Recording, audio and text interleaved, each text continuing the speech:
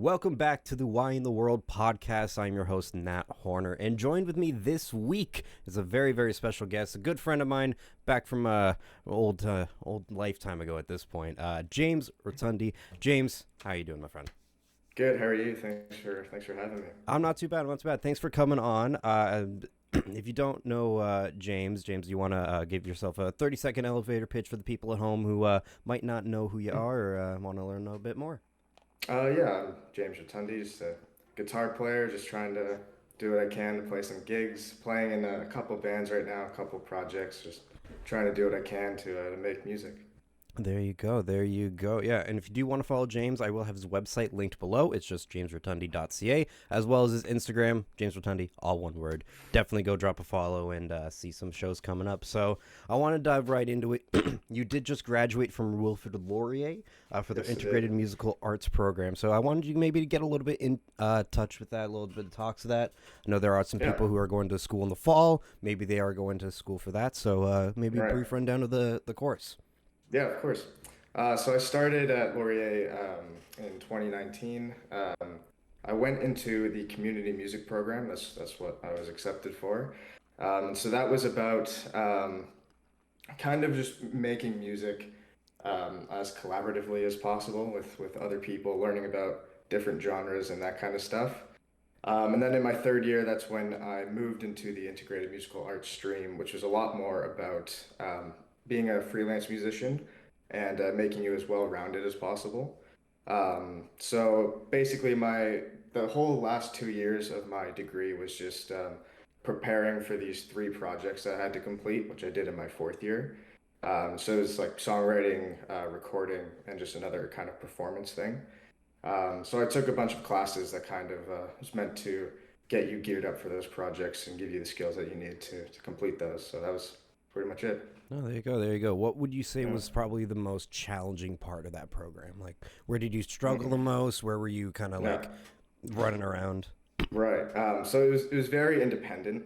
It was just like very much left up to you. Like you had this very vague project that's, let's say, for example, one of my three was write and perform seven original songs.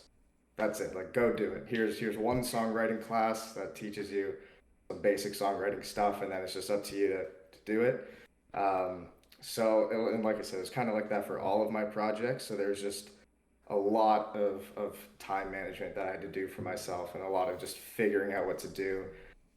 So all of my projects, which I did songwriting, recording, and performance, I needed other musicians to help me, either like bringing in a drummer for something or just a bunch of stuff. So there's just a lot of trying to get everyone's schedule together and just figuring out who can do what date, when, and where. And so there's a lot of late nights and early mornings and just random stuff. And it's crazy. It was stressful, but we made it. I mean, hey, that is pretty much an allegory for the music industry at this point, right? It's just Yes. like, I need somebody. You're calling people around, and so what was probably your favorite thing about that then? Like, was it the late nights recording Mm, with like this drummer you maybe didn't know too much about and just hearing him right. jam? What were some of the Yeah. kind of highlights for you? Yeah, so definitely the recording project was a lot of fun. We had to record, mix, master, produce, whatever, 45 minutes of music. So it's basically you're just doing a full length album in a couple of months. Yeah. As stressful as it was definitely a lot of fun to bring in a couple close friends that I'd made at the school and just, here's a couple songs and teach them, and then we play it, track it, all that kind of stuff. So yeah, just being like in a really tight group with some friends of mine, and just playing some songs that I wrote. Yeah. It was definitely a lot of fun. Yeah, no, that was some of my favorites from college because I went for radio broadcasting and just messing around in Right. that booth. Yeah. It's a little bit different from music to recording, like just voice, but the amount of different voices we were doing, the funny bits that we were trying, and like, Yeah. it's like when you're in the recording studio, you're like, you know what, like play that back, let me jam over something. Was there Yeah. anything in the studio that you recorded that like you walk in? Because I mean, I think a lot of people have done it who have recorded before. You walk in, you Mhm. have like everything set up, you're doing it, you're like, this isn't really vibing with me. Play back that Mhm. track. Let me just kind of improvise over it. Was there any moments like that for Yeah. you, or another? Yeah, so there's lots of stuff. So Laurier doesn't really have like a studio. So there's one room with a drum kit, and it's got like some acoustic treatment. I don't want to get into that. The room sounded like crap, but Fair anyways, enough. so we had to bring in all of our own gear, set up everything.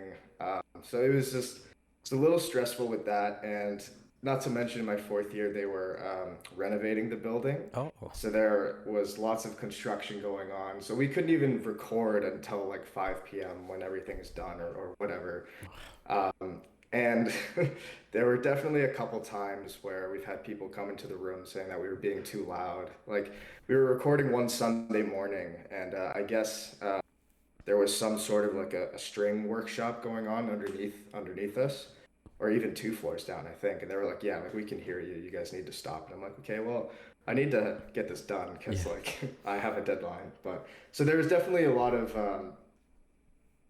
improvising, I guess you can say, that we had to do with that just to figure out, okay, I guess we're gonna do this instead of this or that kind of stuff. Just a lot of schedule changes and yeah. Yeah. That I was kind of shocked for that. I didn't think I thought they would have at least like one like properly acoustically treated room, nice and soundproofed. You have everything you need cuz like even Conestoga like we had a Yeah. folly room and it had like everything you needed. It didn't have like drums or anything, but you could have fit a drum kit in there and like nobody would have heard you. Yeah. I guess there's one room. It's not really meant to be played in, or you can't really track anything in it. But it's got a bunch of studio gear, even like some analog compressors, just like a bunch of stuff. Okay. But in terms of actually like tracking something, not a whole lot of potential. But Interesting. yeah. Yeah. So outside of recording, what would you say has been like kind of one of the things that you've taken away from this program? Like, is there a Mm. specific kind of like lesson that you had, a specific course in general? Like, what are you going to carry with you from this program into your music and future projects? Yeah, it definitely helps me with my work ethic a lot. Like I think I'm someone who has a pretty decent work ethic, but it really put it to the test Yeah. in those last 2 years of my degree. Um, just being as prepared as I can be and as flexible, all that kind of stuff is definitely going to help me wherever I go. So Yeah, yes, 100%. I yeah, find I find making music will make you either the most patient person in the world or the most aggravated person in the world. There's really kind of no in between. yeah, Um, so let's start getting into some of the projects that you're in because you're a part of, like you said, two bands and you have some other hmm projects going on. So I just want to list yeah, them off before we yeah, dive deep. So you're part of Blue Nova, mhm, band you've been a part of for about 6 years now, if I'm yep, not mistaken. Jammers Waffle House, which is a yeah, newer one for me, I think. I think I yeah, remember you talking about maybe like starting something. And yeah, then I hear you doing some acoustic shows with your girlfriend. So yes, yeah. let's start right at Blue Nova, kind of All your right, introductory to being in a band and everything. You started that yeah, in high school, if I'm not mistaken. Yeah, yeah, that would time up. So how did that start? yeah. Who was a part of the band? Give Right. us the whole history of Blue Nova. Yeah, of course. So, music wasn't always like a passion for me. I just pretty much kind of got a guitar as a gift, and I was like, okay, this is cool. I was always interested in music, but it was never like, oh, I want to do that. From the day I was born or Yeah. whatever. So, anyways, I picked it up, learned a couple things. Did the whole YouTube lesson kind of stuff. Yep. So I was just pretty much self-taught. And then in grade 10, I took a guitar class. I went to St. Benedict's, by the way, Cambridge, of course. Okay, Richard. Yeah. So yeah, I took a guitar class there, and I had a lot of fun with it. And I met this one guy, Alex Verbeam. He was a drummer, and we did some like band kind of stuff in that class. So I met him and I had a lot of fun jamming with him. And then he said, "Oh yeah, like I play in this other band that we just kind of started." So he introduced me, and then that was it. That was the band. So there's Ryan Pinero, guitar player, Felicia Chaves, who at the time was just a singer, but is now also playing bass for us. So they brought me in, and then we did a couple shows at the school, and then it just kind of took off from there. We were like, "Yeah, this is a lot of fun," and we just kind of kept going with it to see where it went. Yeah, we just pretty much started playing a couple shows, a couple festivals. For the first couple of years, it was just definitely a lot of like exposure kind of gigs, just like Yeah. doing some open mics, just mainly because we wanted just to play really. And then it just kind of snowballed from there. And then we got more serious with it, started doing some actual paid shows, which was nice. Um, all the way into recording an album. We went to the studio that at the time was in Cambridge. I think it was called Skytrack Studios Oh, okay. with Zach Gerber. So that was a lot of fun. It was just like kind of 6 tracks, just because we wanted to, I Yeah. guess. Yeah, and then we started just getting a little bit more serious with that and doing a bunch of shows. I mean, that's a very vague overview Yeah. of everything, but yeah, that pretty much brought us to where we are now. Um, so when the band kind of started, like I said, it wasn't really my passion at the time. I Yeah. was into sports, and then I always liked science stuff. At the time, I think I wanted to be like a forensic scientist or something. Oh, really? Yeah, it was just I went through a bunch of stuff, different phases that I was thinking for a career. But just playing with the band, I was like, you know what, this is the most fun I've had doing anything really, and I love the people that I was playing with. I was like, I said, fuck it, why not? Let's just do it. So towards the end of my high school career, I like switched all of my classes from more STEM stuff to music, and it was great. My grade 12 year was just hilarious, just with the kinds of classes I was taking, God, I can all the imagine. music stuff. Yeah. Yeah. So then just pretty much like I said, grade 11, 12, I was like, you know what? Yeah, I want to do this full time, commit to an actual music career. And then, yeah, auditioned for universities, that kind of stuff. And so now in the Blue Nova, there's 3 of us that are pursuing music full time. It's myself, Felicia, and Ryan. Um, so we've just kind of been trying to do what we can to kind of get ourselves out there, whether it's in the band or outside of the band. We all kind of have other projects that we're working on, anyways. Our drummer, though, he is definitely the smartest guy, one of the smartest guys that I know. And so he goes to McMaster for integrated science, and he also Mhm. just finished his degree and is now going to do his master's.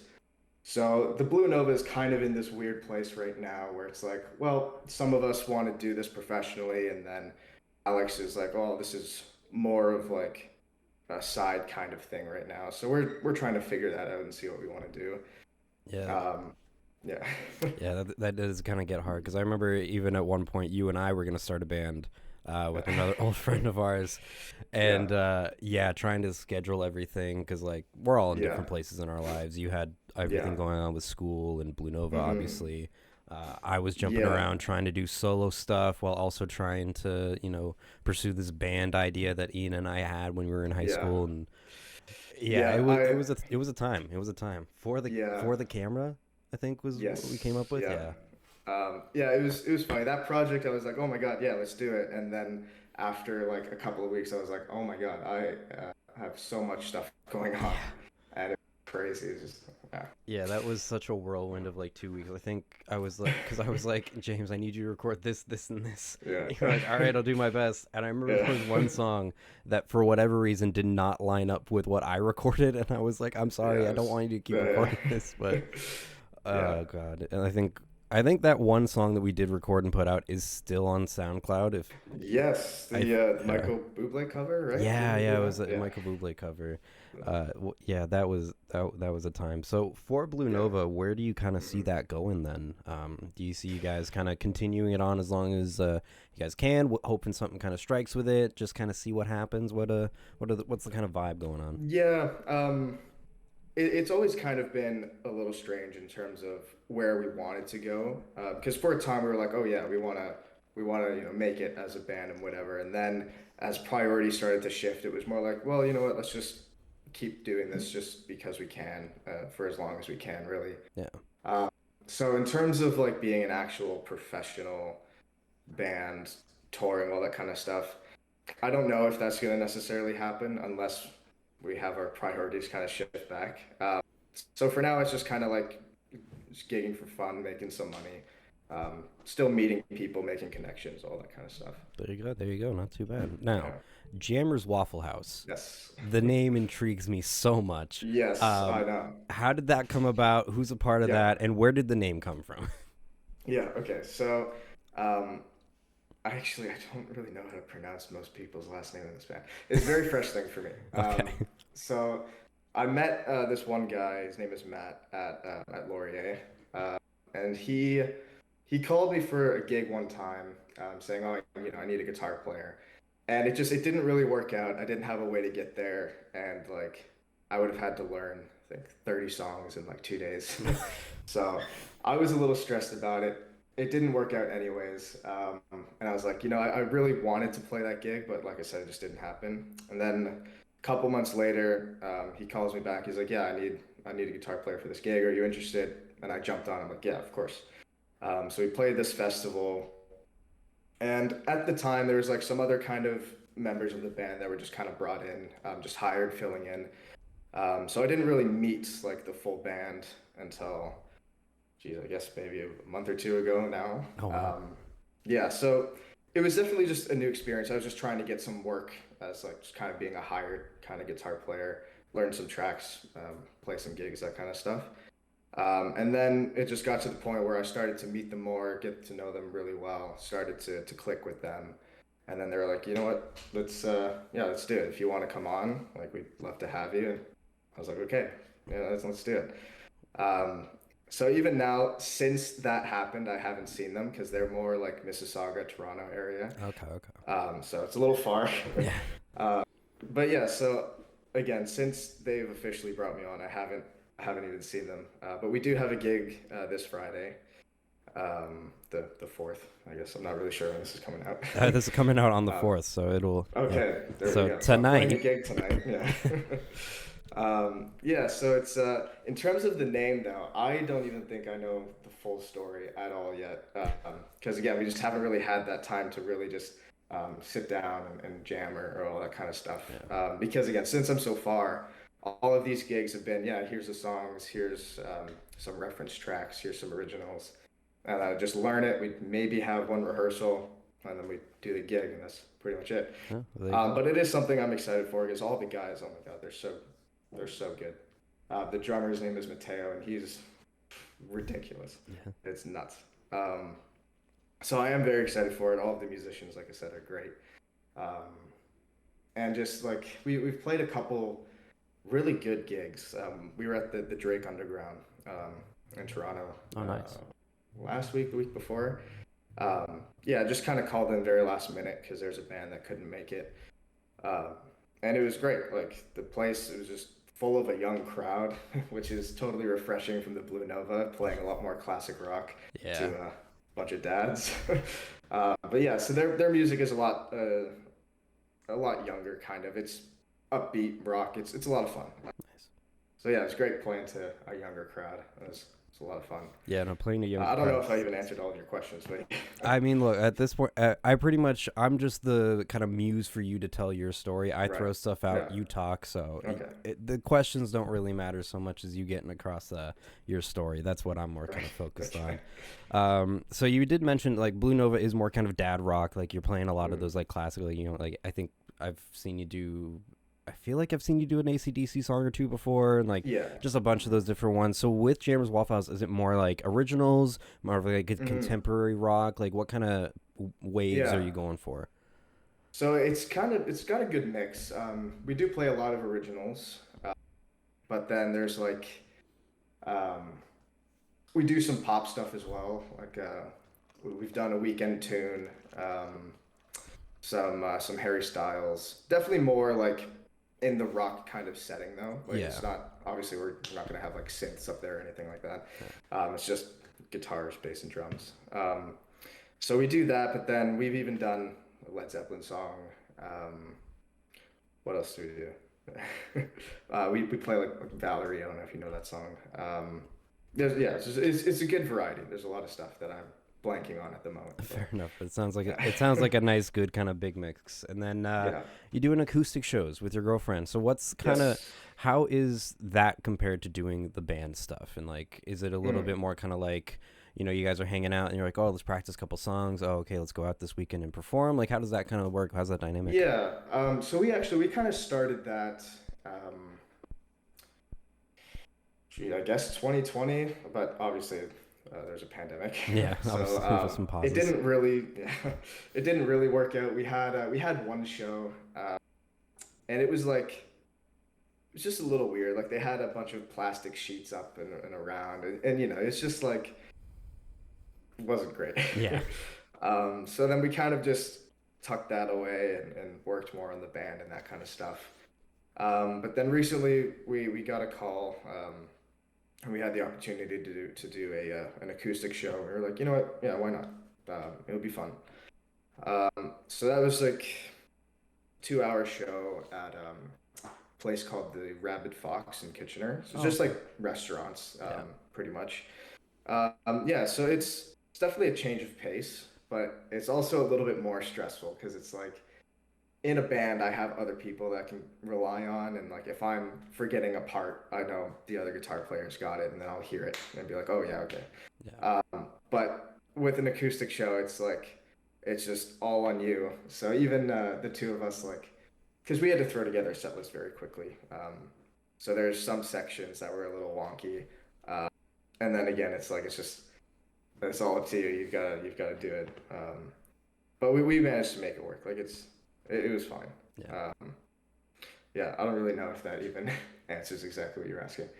Um, I think it does. I think it does. like, It is a different dynamic because I did do a lot of acoustic shows, mainly in high school. I have an entire setup because I was like, yeah, I'm gonna do more acoustic shows, and then I kind of took a break from music, and mhm, everything's crazy, but it looks easy because you sit in a bar mhm, and you just see a guy sitting there yeah, strumming and singing. And you're like, oh, I could do that. And then you get in that position and like you said, you're throwing together mhm, a set list like at the very last yeah, minute because you're getting that yeah, call. And yeah, there's those songs that like I feel like every acoustic like cover artist or just like singer in general or just performer has those 5 songs that's like I can whip those out no problem. Like, oh yeah, yeah, like, yeah, mhm, Wonderwall, like all these things, yeah, like yeah, easy, I can do that. And then as yeah, soon as it's like, okay, you have a set list, we need you to fill up like an hour. You're like, yeah.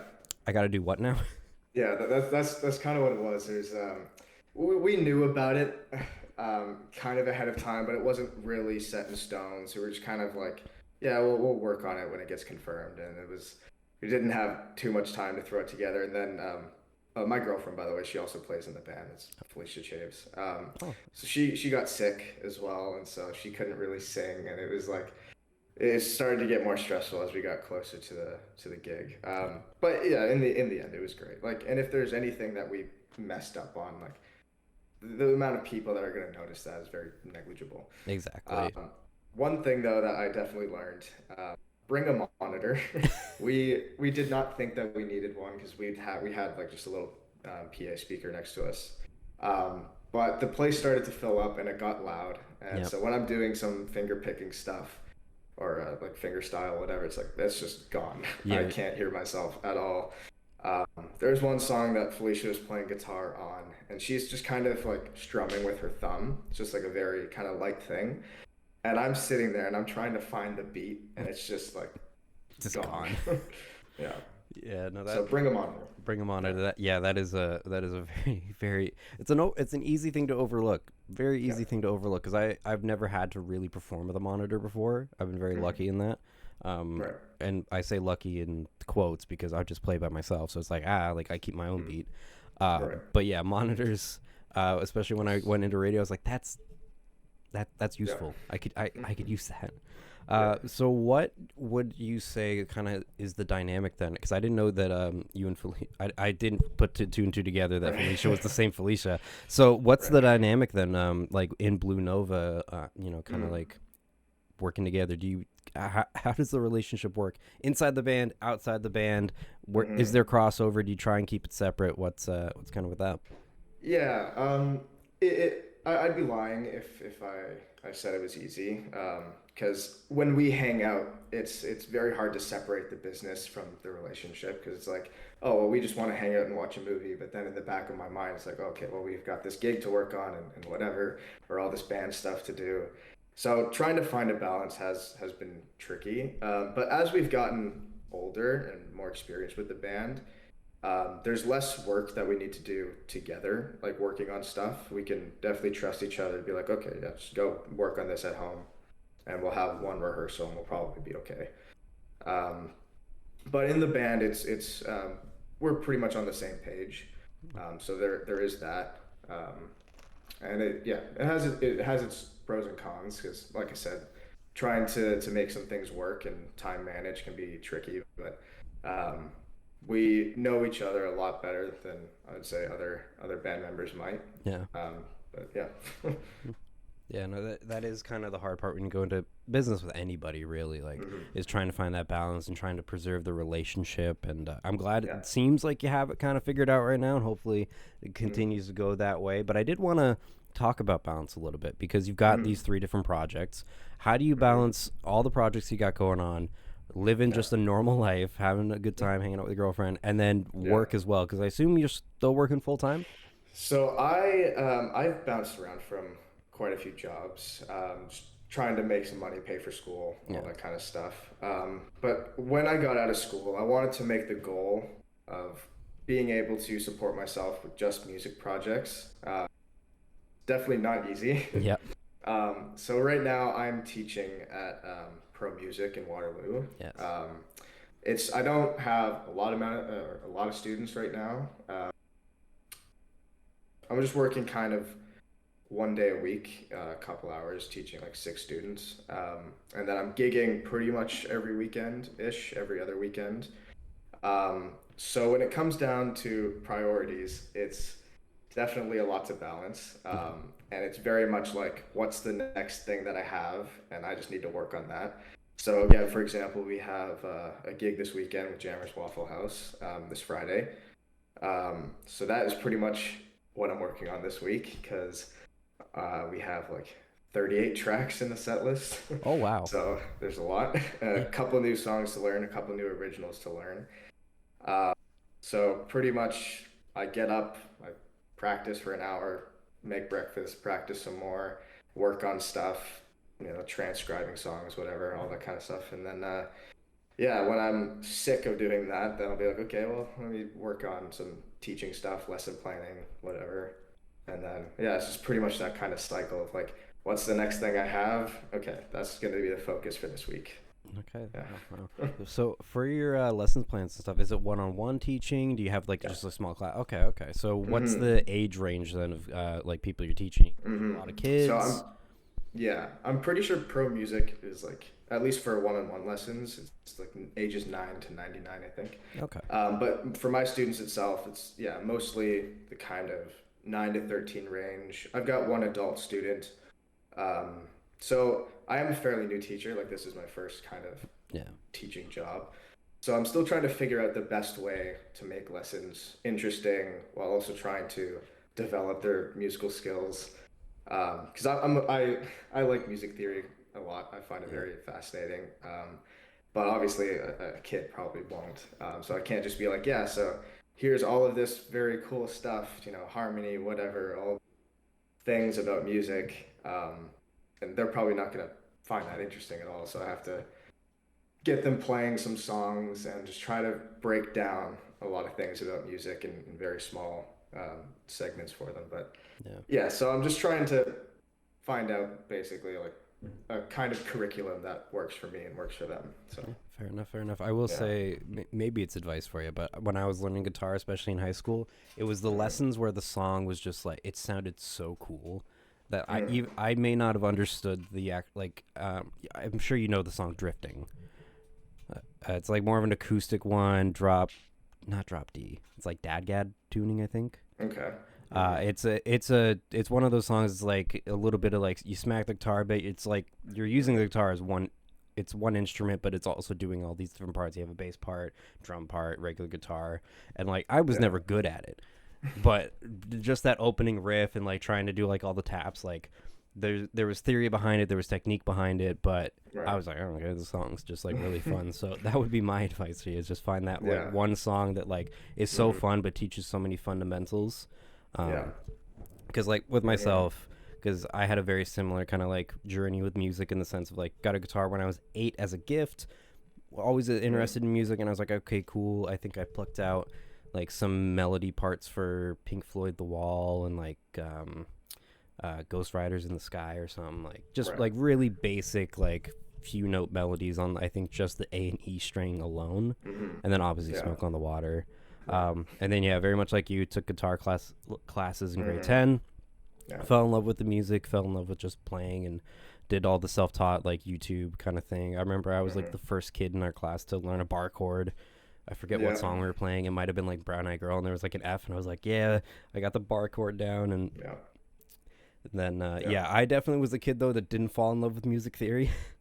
Because my guitar teacher was like, "Look, I know you guys probably don't want to do it, so this is the small, like, easiest way to do it." It was literally just like a tiny sheet, and he'd be like, "These are Right. how you read scales, and this is how you do this." And Hmm. I, my one regret with music was not sitting down and learning the scales properly, though. That is the one Mm. thing that I'm like, I probably would have Yeah. been in a different place if I sat down and learned it. So, what advice do Yeah. you have for the kids Mm. like me who don't want to sit there, practice for that hour every morning, practice again and again with those scales? Like, what would you Yeah. say to those people?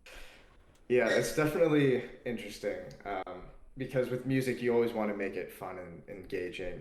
So when there's something that you just don't want to learn, it's definitely a tough balance to just put in that work. Um, it's kind of tough to say. Like, if there's any kinds of songs that do some wacky things that you're interested in, I think that's the best kind of gateway to like learn about why did they make this decision, this oh my God, this decision and that kind of stuff. Like, I remember for me that was kind of sus chords, I guess. Like some songs I was learning had a sus chord. I'm like, what is that? And that Yeah. just kind of intrigued me, and then that brought me down that kind of rabbit hole and learning about scales and like, oh, it's like they're using the second and the fourth of the scale and leaving out the third and all that kind of stuff. So that just very much took me down that rabbit hole. So it's not great advice, but I guess I'd say try to find some songs that interest you, and you're not sure why they're doing what they're doing, and I guess look into it. Like Yeah. that is actually some really really solid advice Yeah. there. Um, so I think as a guitarist, we all like we get put into that like there's a stereotypical guitarist that we all know. The guy who's like you're at a party, you're having a good time, and then you just hear Wonderwall playing in the background. So what guitar stereotype do you Hmm. most identify with? Would you say? It's kind of interesting because I am very much an introvert. I, I will never be that guy at a party to sit down and play a guitar in front of everybody because I don't want to do that at all. But then I love playing on a stage, and if there's no crowd, I am just not into it at all. So Yeah. it's very interesting. I don't really even know how to answer that, I guess. Guitar stereotype. Here, Um, I'll give you what I think mine is. I'm that guy okay. who's like I'm the four chord guy.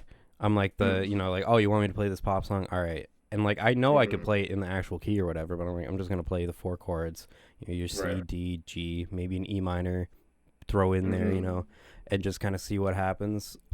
I Yeah. hate myself for it because it's like because like you sound way more impressive when you say like oh yeah like I've been playing guitar since I was 8 and I've been doing all Right. this.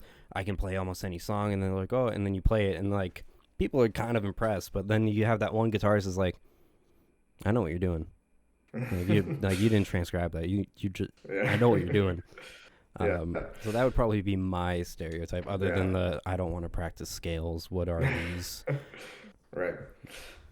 Okay, I guess for me, I need to drastically improve my sense of time and rhythm. Yeah. Because I'm very much that guitar player, or I'm just playing some fast licks out of time, and I, I just don't want to slow them down and actually practice it with a metronome. I just want to do it.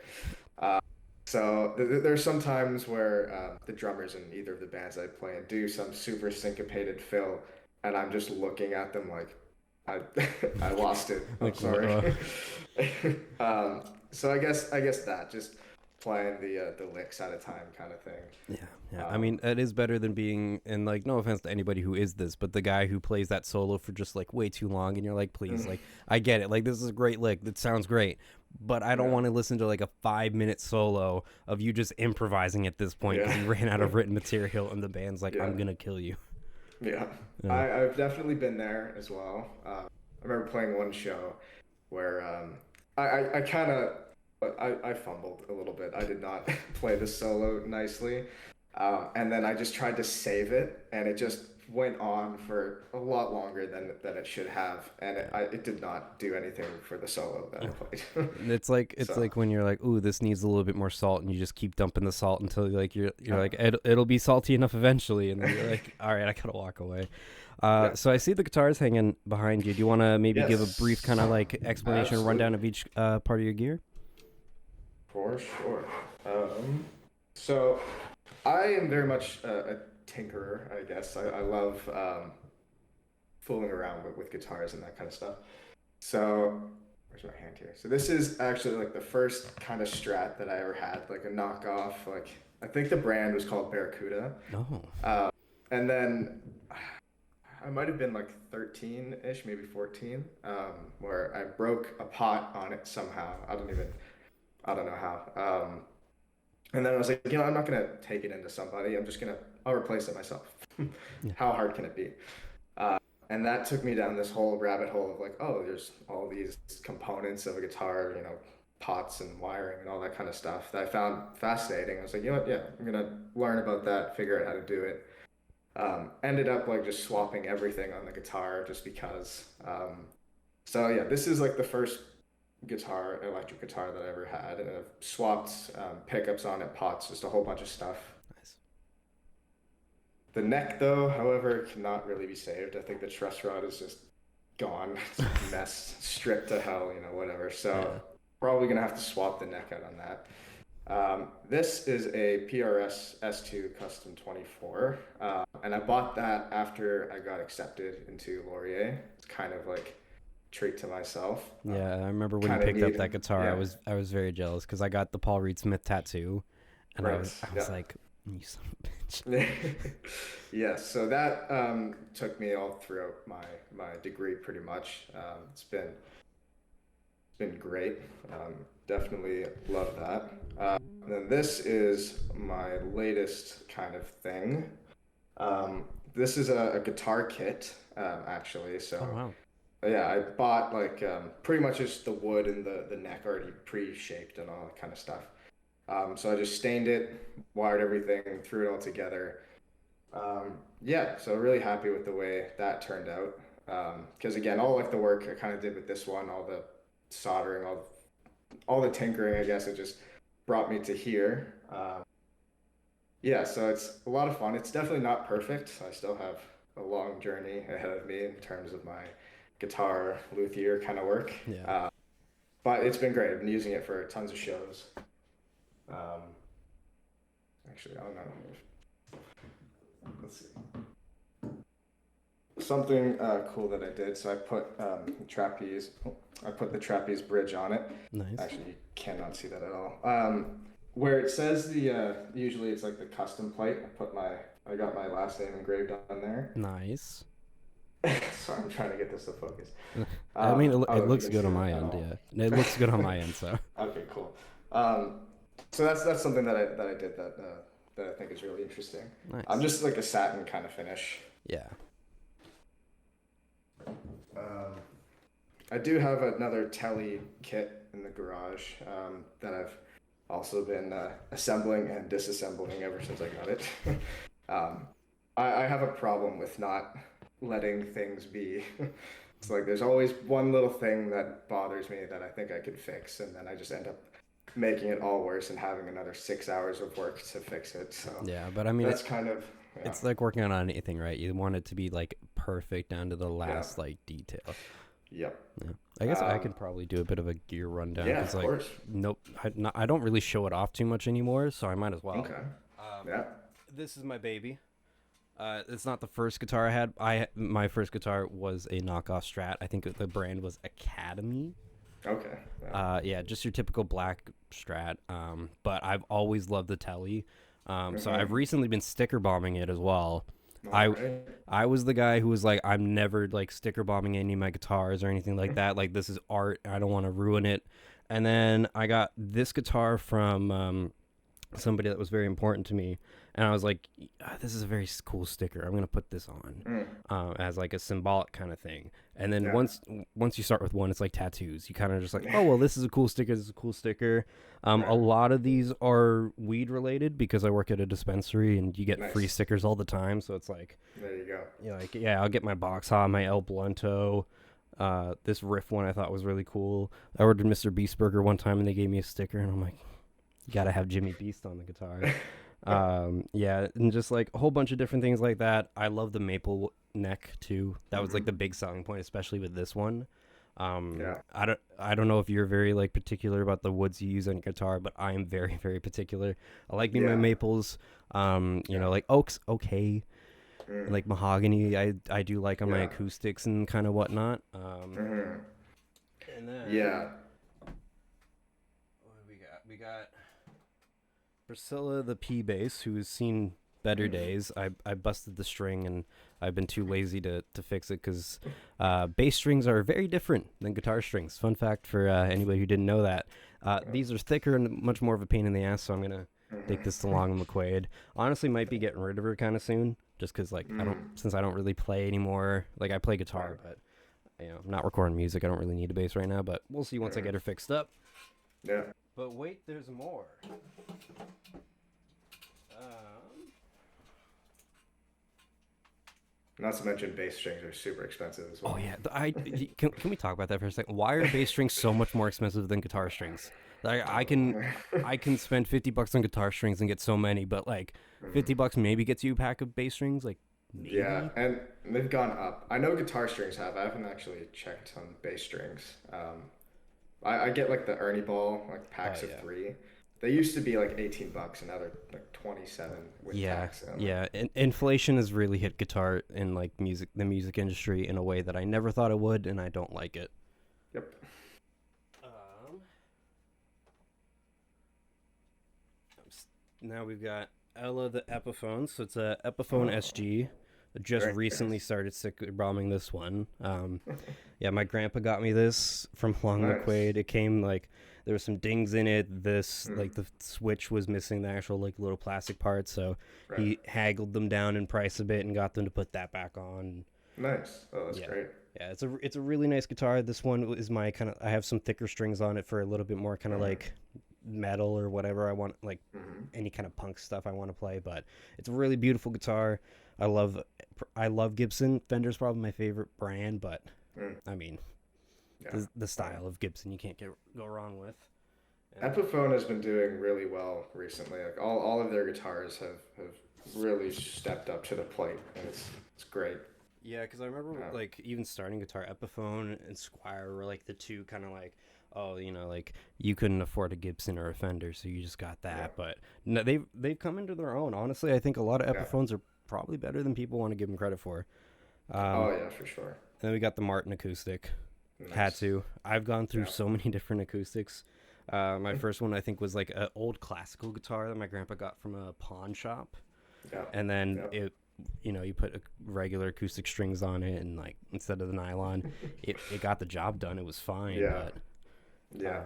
then I moved on to what was it, a Yamaha something or other. I forget the exact Hmm. model, but it was the Yeah. first time I saw like a guitar tuner in a guitar, and I was like, oh, this is the coolest thing on the Oh yeah, planet. yeah. Um, and then Yeah. I got the like the small Martin. I forget what they're called. I think it's like the Hmm. LX something or whatever. Same one Ed Yeah. Sheeran plays pretty much or used to Okay. play. There you go. Yeah. Yeah. Then I Nice. switched to a Taylor for a little while, a little baby Hmm. Taylor, which Right. was probably one of my favorite sounding guitars. But Hmm. I went back to the Martin because like when I think guitar, I think of how or acoustic guitar, I think of how this guitar sounds. It just is Right. beautiful, but it's also Yeah. rough, which I love. Hmm. Um, Yeah. so yeah, what kind of specs do you really look for in your guitar? While I kind of try and fix Mm. this setup real quick. Yeah, of course.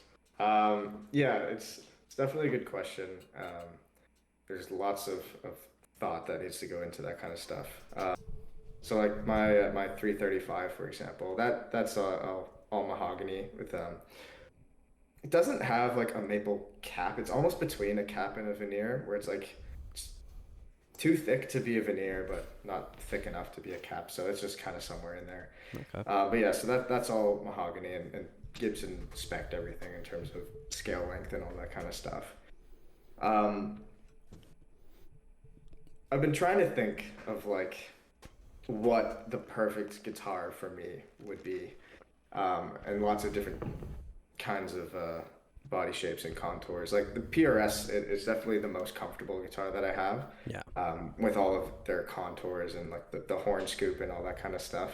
Um, Definitely light, uh, very light, which is nice. Oh yeah. Um, the 335, ironically, is my heaviest guitar, even though it's like semi-hollow. And it does have some pretty bad headstock dive. So that's not great Yeah. either. Um, yeah, so it's kind of tough to say for me. I can't really say, oh, like it needs to have this, but I've definitely been trying to think about it and figure out some stuff. Because I don't really have too big of a preference yet in terms of a maple fretboard or like rosewood. The Telecaster that I do have, that's in pieces right now, that is maple. But I will say I'm not a big fan of the lacquered fretboard. Yeah. I feel I can feel it. I know some like depending on your touch, you may or may not be able to, but I can definitely feel it, and it's a little uncomfortable. So I might scuff it down a bit, but we'll Yeah, see. that's the thing with the lacquer finish. Like, it looks nice, it looks beautiful, but then Mhm. like you're playing, and then sometimes I find I'll slide a little too far, and then it kind of messes up the rhythm there. And like, Mhm. that's another reason I like the acoustic is like for the most part you have that little bit of like there's a bit of Mhm. gruff almost Yeah. on your palms, and it just like it connects you to the instrument in Mhm. like a very specific way. And if you don't Right. play guitar, you probably think I'm just talking crazy right now, and you're like, what do you mean you can feel your guitar? But Yeah. that's what I like about music too is like the instruments have a soul just as much as you do, and the Mhm. more of your soul you put into it, the more its soul gets to kind of like come out. And yeah. Yeah. Mhm. So speaking Uh, of, oh, sorry, go yeah. ahead, go ahead. No, I was just gonna say the last thing. Like the next, though, I do prefer very much a satin finish. I used to have an old an Epiphone ES339, Okay. so it's like a smaller 335, uh, and the neck just had such a thick layer of like poly or something on it that it was just my hand would just get stuck Yeah. going all the way down. Yeah, so even then I scuffed the lacquer off of that a little bit, Yeah. but I sold that a while ago to get this guy. So Nice, yeah. nice. So kind of talking about jamming and sessions like that, who is like part of your dream jam session? Like everyone has their dream like blunt rotation if you're like a weed Mm. smoker or anything. So what is your dream jam session? So I've definitely gone through a couple phases of like guitar heroes, I guess. Obviously, Jimi Hendrix and Jimmy Page. Yeah. Towards the end of high school, I started to discover John Mayer. So he has become one of my favorite guitar players of all time. He is amazing. Uh, and then now, um, have you heard of Big Wreck at all, or Big Ian wreck. Thornley? It So sounds familiar. yeah, they're a Canadian rock band. Okay. So they're not like massive, but I think they're decently well known. And he is just on another planet. Like this, Ian Thornley is the singer and guitar player, and he's just ridiculous. Like it's nuts the kind of things that he can do. Uh, so he has kind of become a bit of an idol of mine. Trying to learn some of his songs and all this stuff. It's just like crazy. I'm like, I can't even do this right now. Yeah, can you even fathom? Yeah, because like, not only is he an amazing guitar player, but his vocals are just out of this world as well. Like his range, and he's got a really raspy voice, which is just so cool. And actually, I went to a master class for Big Rex bass player. He had one at Long McQuaid. Oh wow. Um, yeah, like here in Cambridge. And so it was just in the back room. There's just maybe 30, 40 people. And he was just talking about a bunch of stuff. And he even said sometimes Ian Thornley, like when he's thinking of a bass part that he wants for his song, he'll track it himself and send it to him. And the bass player's name is Dave. And he told us that he'll say like, who tracked this? Like, well, this sounds amazing. And Ian's like, oh yeah, I did that. So it's just like this guy can just do everything. So jam session, like just Ian Thornley, um, John Mayer. Like, have you heard of Ariel Posen at all? I have not heard of him, no. He is also fantastic, also a Canadian player. He does something really cool. Him and another guy named Joey Landreth, where they're in like baritone tuning. Um, they don't play actual baritone guitars, which is interesting. They just set them up to be able to tune down to like it's basically if you don't know what it is or anybody listening, it's the same like intervals as the guitar, like the same strings or distance between the notes of the strings, but everything is just tuned down to B. Um, so like all your chord shapes are all still the same. You're just essentially in the key of B or B Yeah. standard. Um, so he plays down there and with a slide, and Oh. it's just crazy stuff. So, anyways, like any of those guys is just amazing. Honestly, slide guitar is kind of underrated. I think like it's Yeah, just it's so badass when you're just like sitting and you hear someone just like sliding away. And you're like, ooh, like yeah, I don't know what it is. It's just like it gives that like stank face. You know, like every guitarist yeah, knows. Just like, oh, yeah. I've tried a variety of different slides, hoping that I just don't have the right one, and when I do, I'll just be an amazing slide player. yeah, It's not quite working out, but yeah, yeah. Well, there is always the time. There is always time. yeah. Yeah, I don't know for jam sessions for me because I'm not one of those guitarists, but I would love to sit down and just like watch Dave Grohl figure out guitar parts because Mm, he is a drummer at heart.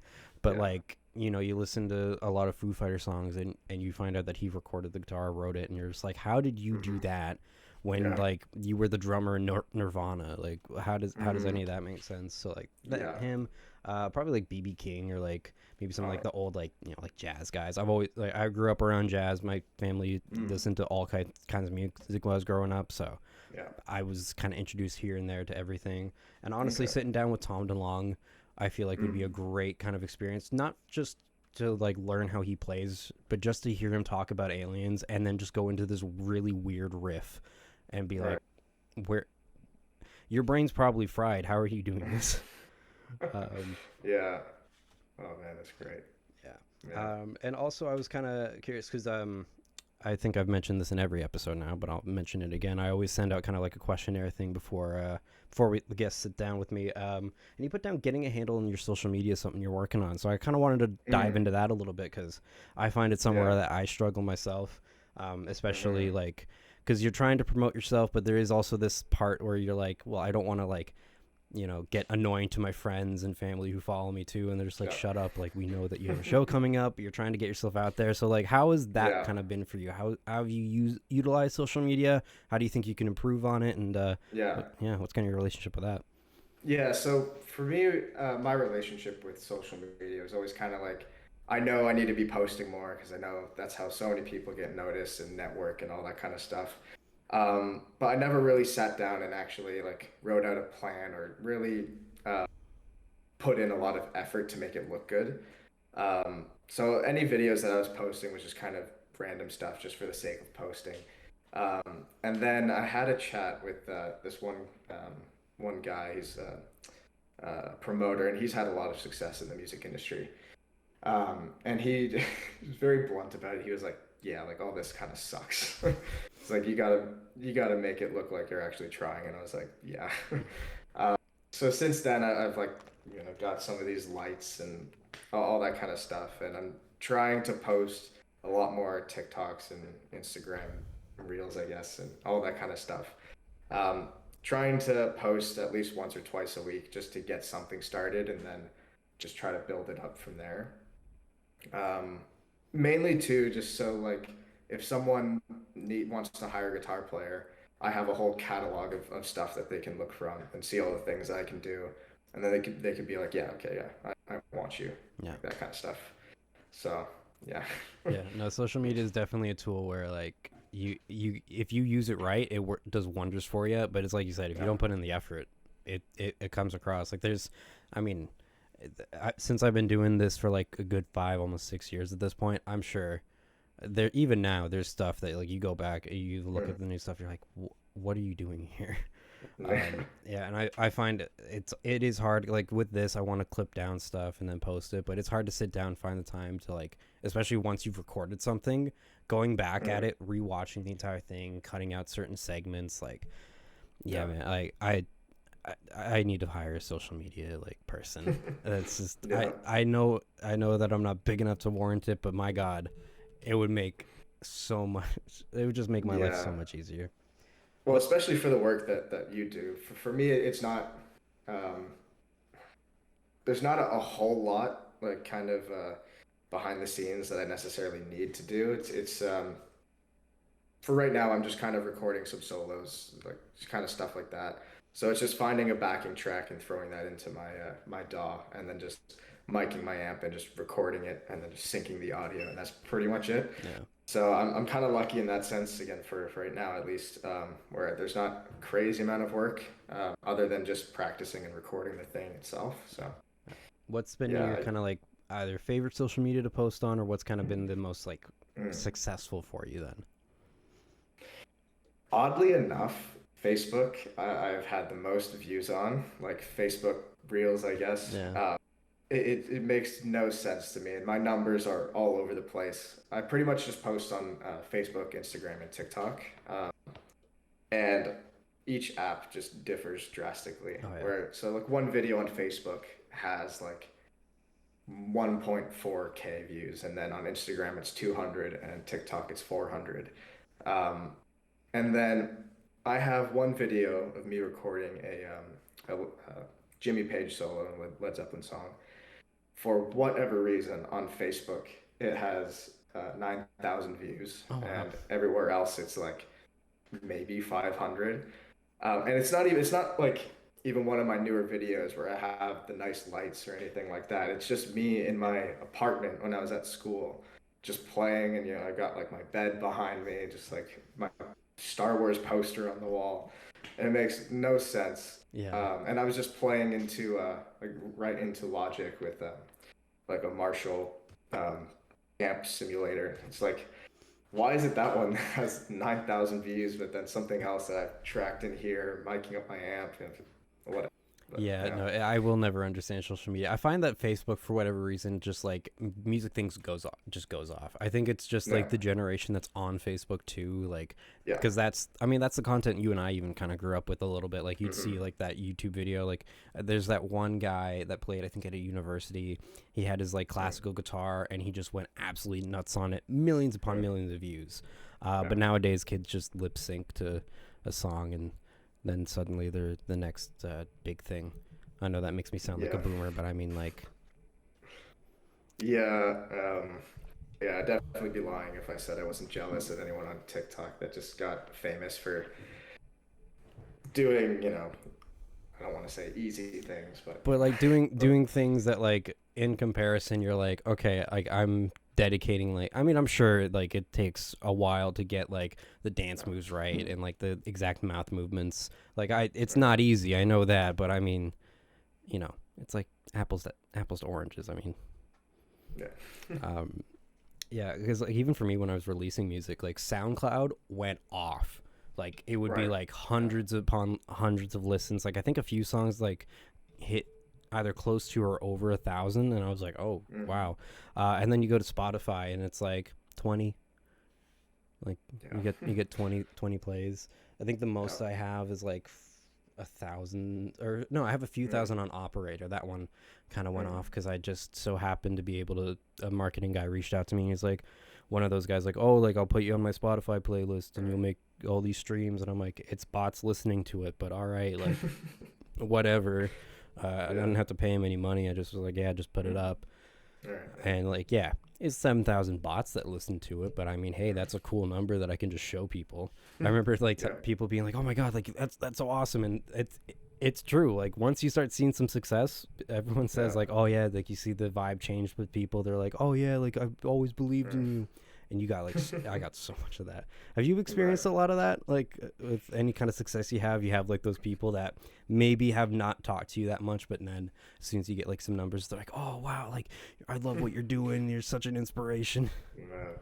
No, not so much, but definitely since I've been posting a lot more frequently, I've had some people be like, "Oh wow, like you're good." I'm like, "Oh, thanks." Yeah. um, like just kind of conversations like that that I've never had before. And as soon as they see like a bunch of videos, and they're like, okay, yeah, you can actually play. All right, Like, thanks. thanks. I've been doing this been doing this for a long time. I could have went and saw Blue Nova perform for years now. Yeah. So what are some of kind of your influences? Obviously, you've said recently, like you've already gotten into John Hmm. Mayer. Jimmy Page is Yeah. obviously like a big one. Hmm. Hendrix. So like who Yeah. who kind of makes up James as a guitar player? Mm. Um, it's kind of tough to say. I've been trying to listen to a bunch of different music, trying to dive into some more country kind of stuff, just to really learn about everything else that's out there instead of just being, oh yeah, I'm a rock player, you Yeah. know. But if you're going back to my roots, then yeah, just the guys that you already listed pretty much. Just Jimmy Page for sure. Slash as well. Listened to a good amount of Guns N' Roses in high school. And then, yeah, like I kind of mentioned, later towards my high school career was a lot of John Mayer, and I listened to him for like 2 years straight. Yep. um, yeah, it's not a whole lot to be honest with you. Kind of the same thing as every other guitar player. I feel Yeah. like you can talk to. Um, yeah, you're Jimi Hendrix. Yeah. Yeah, Yeah. The absolute icons. So like, yeah. what's your Do you play a lot of John Mayer then? In the Blue Nova, no. Yeah. We play a couple tunes with Jammer's Waffle House that everyone loves. It's great. Um, in my own time, though, yeah. Actually, me and Felicia, we did play a couple John Mayer songs. We did. Do you know? Are you familiar with much of his music Like a or little bit. Like I know Neon's okay? probably like one of the hardest Hmm. songs to ever learn, and then Yeah. obviously like Daughters and like some of his bigger Right. hits I know, but I haven't. Hmm. I very much was like I can't go down the John Mayer rabbit hole because I will become like that guy. Like you're not that guy. You just really like John Mayer. I would have become like the John Mayer's the greatest guitar player ever made, and like all of his music is amazing. So Yeah. I just I have a Yeah. healthy appreciation for him, but I know that Hmm. if I start, I won't be able to Yeah. stop.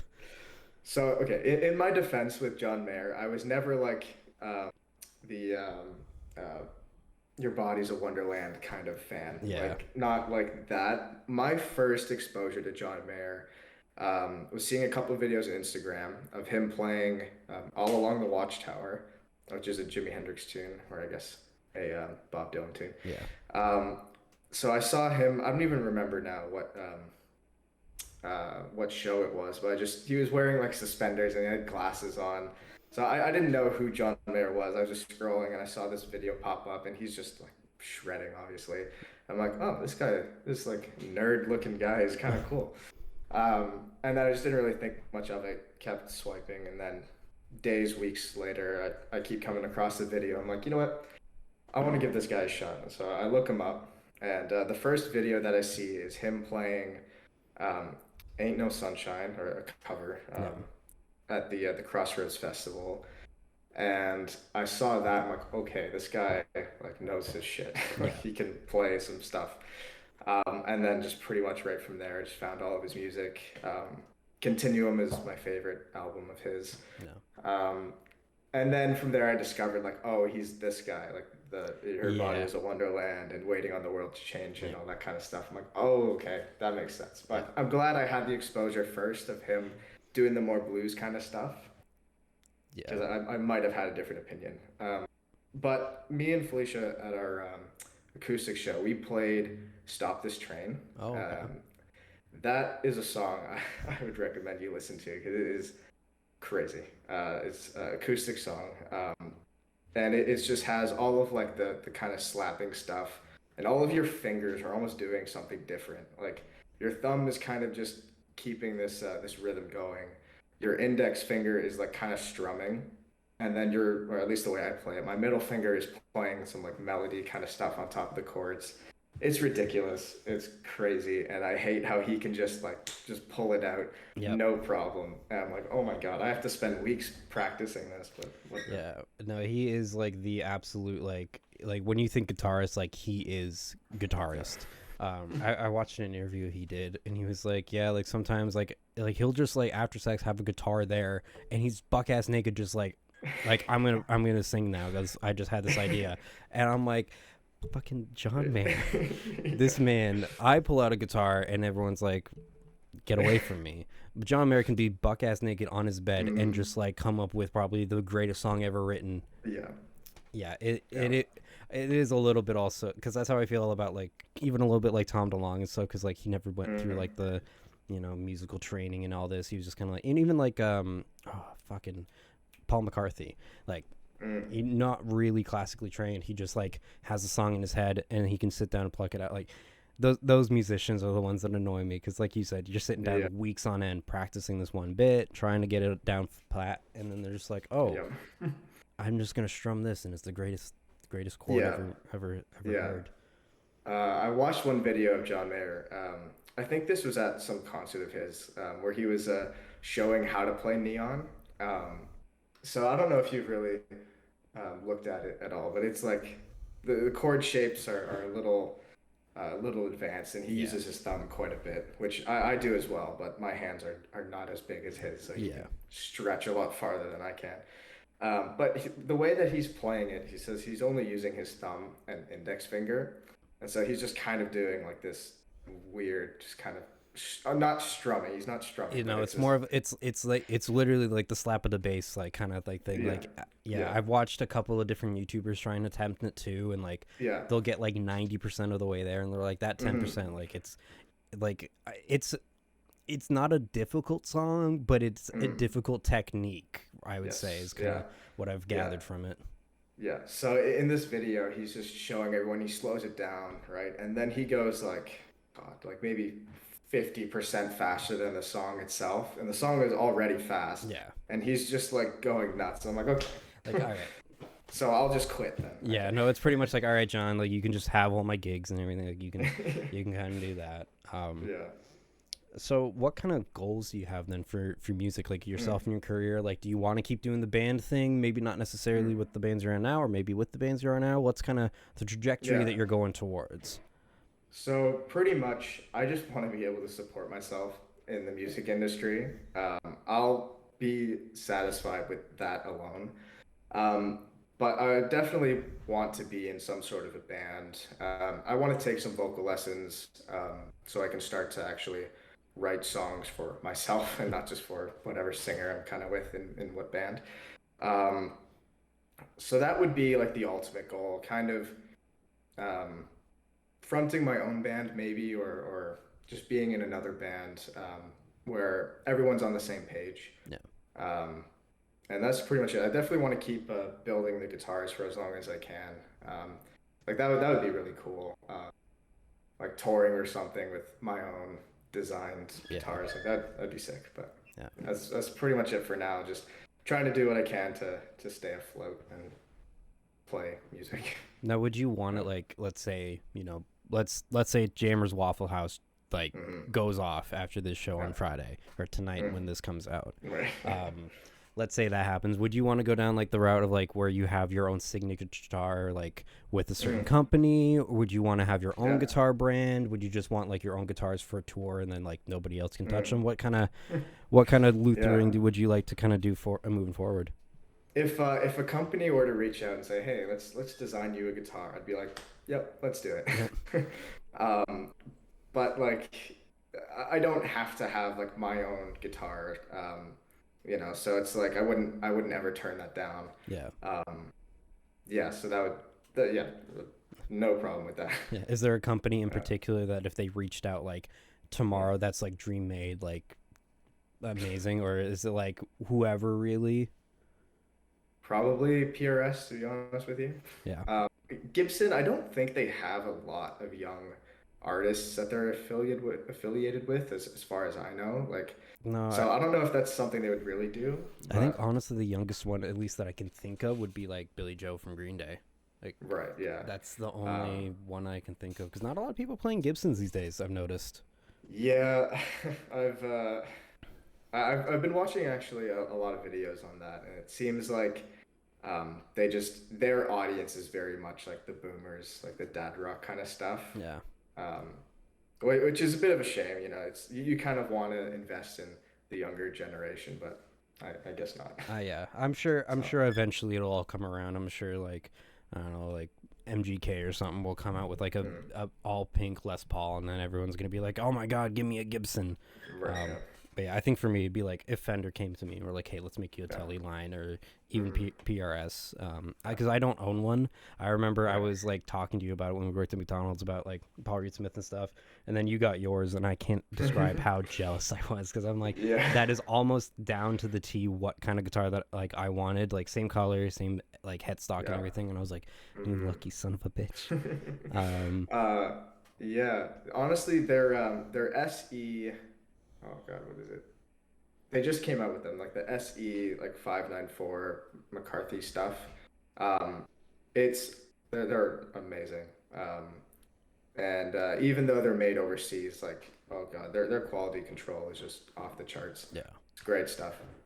Yeah, Yeah, no, but yeah, Paul Reed Smith, like that's the thing. Like a lot of people are like, oh, like American made, like is like the way to yeah, go, or this or whatever. But I'm like, honestly, at the end of the day, it doesn't matter where the guitar came from. It's just as long as the person behind it put in the mm, love, care, and attention, that instrument's yeah, gonna be amazing. It doesn't matter like it's from Mexico, yeah, because I think even my Telecaster is like a Mexican Strat or a mm, yeah, it's a Mexican Tele, but right, I mean, most people aren't yeah, going to be able to tell the difference anyways. It yeah, feels amazing. It doesn't hmm, obviously it's not going to play like the American one, but I mean like yeah. come on. The thing is, too, you definitely hear with your eyes as much as you don't want to think you do. You Yeah. definitely do, because again, if you just cover that headstock, even like if you're playing a Squire, for example, and if it doesn't say Fender on it and nobody can tell, and you're a good player, like you can make it work, and no one will really be able to tell. I mean, obviously there will be differences, but like Yeah.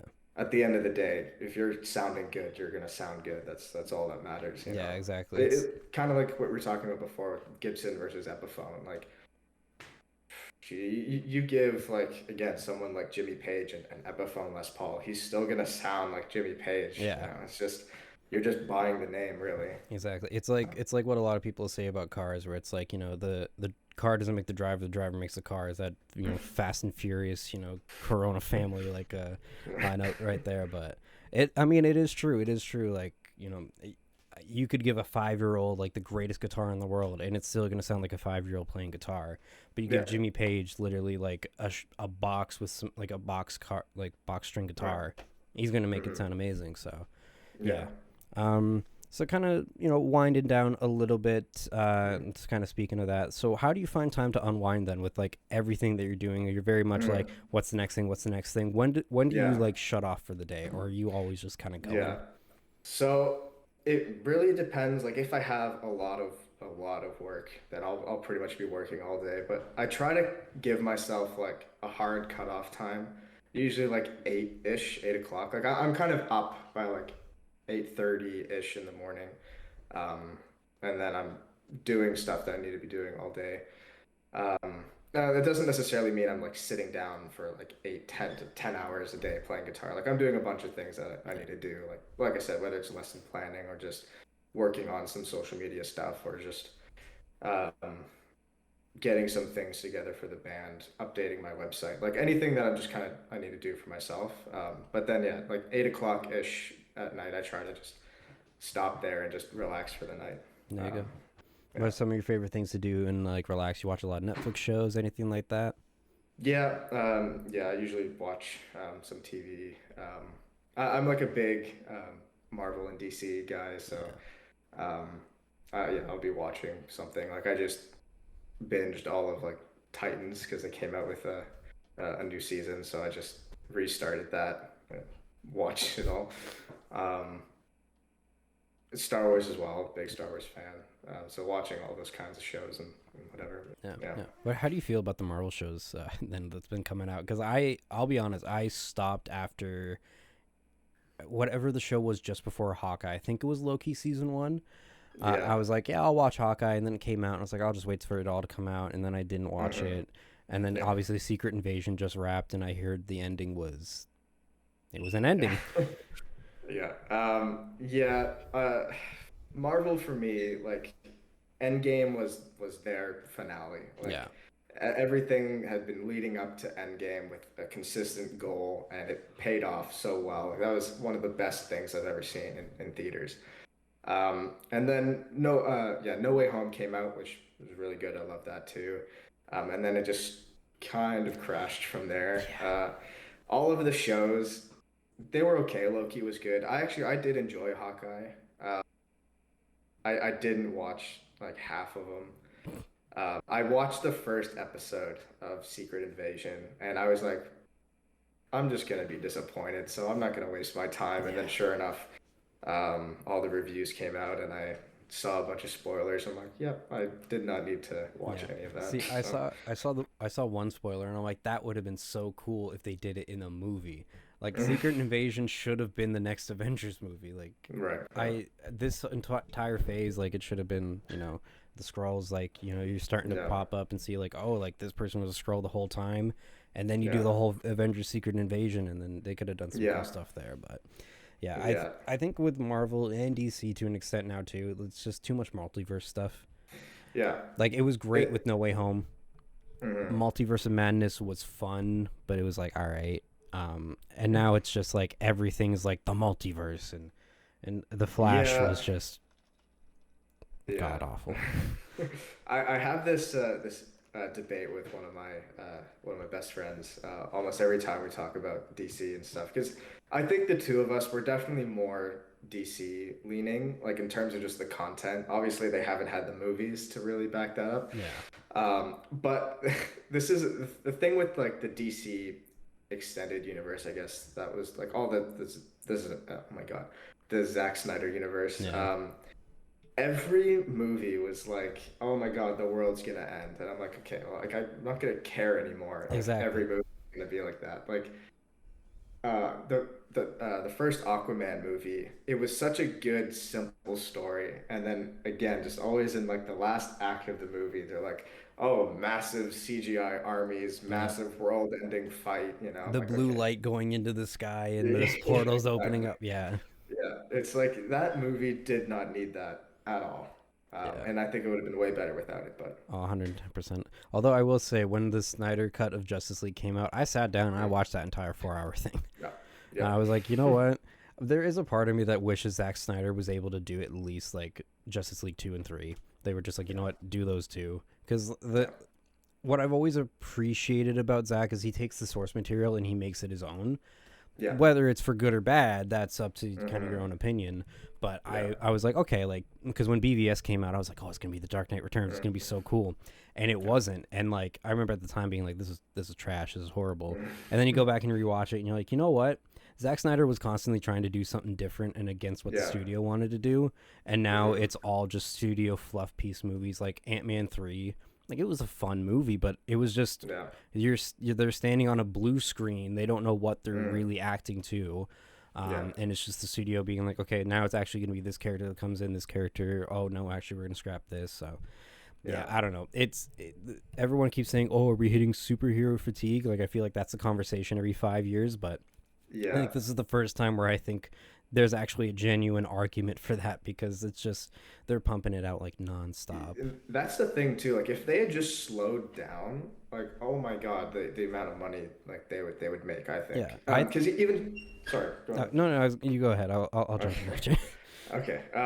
Like obviously we can't really compare our times now to like the 70s and 80s, but like the original Star Wars trilogy that came out, they're all 3 years apart. No. Same with the prequels. I'm pretty sure every movie came out 3 years apart. Yeah. Like today, 2023, like having to wait 3 years for a movie just sounds exhausting. Yeah. But it's like it's the anticipation, you know. Like if I have a Marvel show coming out like every other month or every month, I'm just gonna be like I just don't care. Yeah. Like, But if I had to wait, yeah, yeah, it's like with Beyond the Spider Verse, like, Across comes out and like it's supposed to come out in March, but now it's delayed indefinitely, and I'm more pumped for that movie than I was when it was coming out in March because it's like, oh, I actually yeah, have to wait for this now. Like it's yeah, you're coming up with your theories, and that's something that I do miss in cinema because, like you said, hmm, like you used to have like 2 3 year wait in between, and you're like, well, what's the yeah, next part of the story? And now yeah, it's like, oh, you wanna know what happens next? Well, you got to watch this show, and then watch this mini series here, and then also we're gonna yeah, have this little comic run. It might be intertwined with it, but probably not. We just want you to go buy it, and then go yeah, watch this movie where it's not gonna be a complete story.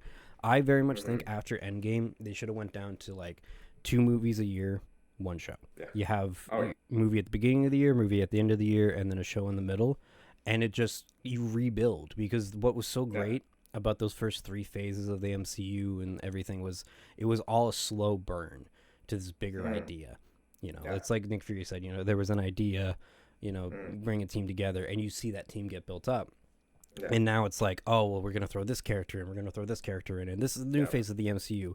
Never mind, it's actually gonna be this guy, and then it's like, Yeah. yeah, I don't know what they're doing, and I hope to God that after Secret Invasions like flop, they're like, you know what, let's dial it Mm, back a little bit. Let's and with yeah. the writer's strike and actor strike, I mean they kind of like have to, but Yeah. yeah, no, it's a weird time to be a film fan, especially like a superhero film fan and everything like Yeah. that. Um, but before before we get into like the wrap up of the podcast, what do you think about the new Star Wars trilogy, especially Episode 9? Because I know you're a big Star Wars guy, so I'm very curious what you thought of Episode 9.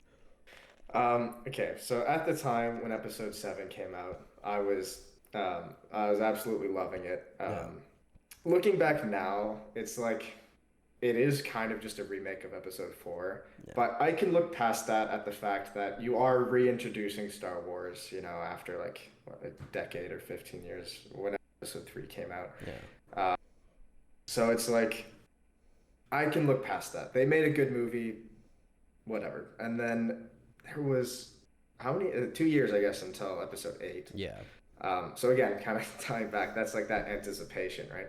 Because I did not like episode 8 at all. I can appreciate what they went for, yeah. trying to be like, oh, you don't have to have great parents to be great yourself. Like That's a an great amazing message. message, Yeah, right? The problem is, I don't think when you're trying to tell the story of a family and Luke Skywalker, Anakin Skywalker, that doesn't work, yeah, because like you want to hear about the Skywalkers, yeah, you don't want to, like, that's it. So I think eight, while it had a good idea, um, I don't think it fit in the trilogy. That would be better as like one of the other random movies that they were putting out. yeah. And also like I forget his name, but he's the guy that voices Darth Maul, I think, in the Clone Oh, Wars. Sam Elliott, Something something like along those that. lines, I think. Yeah, I saw a little clip with him talking about eight, and he brought up such a good point about how Luke's character totally changed.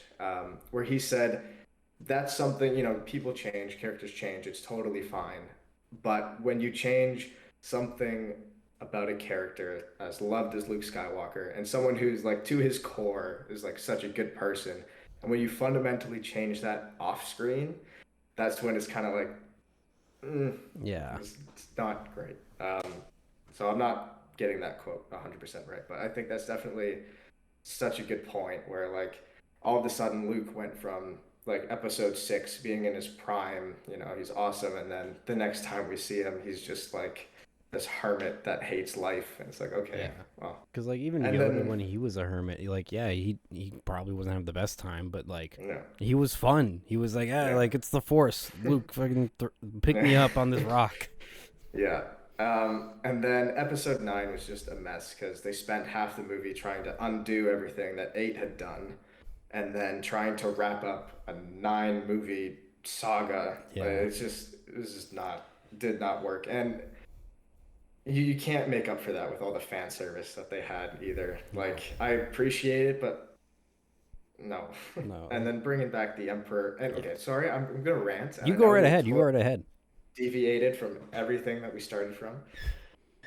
Are you telling me that there's only one bad person in the entire galaxy, the Emperor, obviously, and the only weapon that exists is something to do with the Death Star? Yeah, Come on, I yeah. don't buy it. Yeah, the Come only on. evil person is this one senator who was like, I want more power, and the only weapon is a giant ball with a laser pointing. Yeah, Yeah, this it like sorry, yeah, yeah, episode 7, the bigger planet Death Star. yeah, Episode 8, they still had the little miniature Death Star technology. Yep. And then episode 9, you had 10,000 Star Destroyers, all with the power of the Death Star. Can we Yeah. move on, please? Yeah, no, I really think they need to do a hard reboot of the Star Wars franchise. Like I love it. I get it. You want to keep going back, but like they keep like with all the shows, they don't go and do the new stuff. Like it's not taking place during like Force Awakens, Last Jedi. They're like, okay, what happened after Episode 6?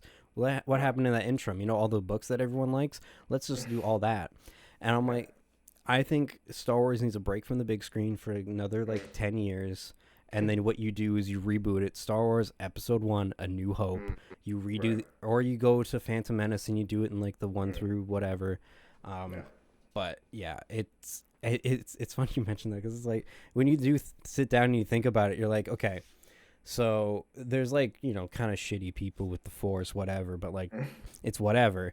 And then there's just one guy who just like every like so often is like, you know what, I'm gonna fuck some shit up, Yeah. and he's like big ball of death, cool. Yeah. Because like I thought Exactly. Snoke would have been a really great villain. Like when he was introduced in 7, I was like, Yeah. okay, this is gonna be great. And then they Yeah. mark him in 8, and I'm Yeah. like, And then they just totally make it like so pathetic in 9 with the clone or yeah. whatever. And Like it's just as soon as they like pan past that like tube with Snoke, at first I was like, is this like a back to tank? Like, are they bringing him back? yeah. And then it was Yeah. like, oh no, it was just a clone of the Emperor. And then Rey's a clone of the Emperor technically, and it's like Yeah. I would have much like because at the time I was when they were like kind of teasing that like Rey was gonna be like the daughter of Obi-Wan Kenobi and Hmm. everything. I was like, you know what, Yeah. that sucks.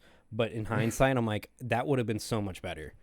Yeah. And like you bring back But Ewan McGregor that way because like I thought Kenobi was pretty decent. Like it started out great and then it kind of ended in like the fan servicey like whatever.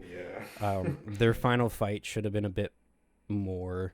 Mm. And it should have had a little bit more of a definitive ending where like Vader gets the upper hand and you can Mm. then you can say like, oh yeah, he did think he was dead, Mm. because like realistically what's stopping Vader from hunting him down after that? No. Like Yeah.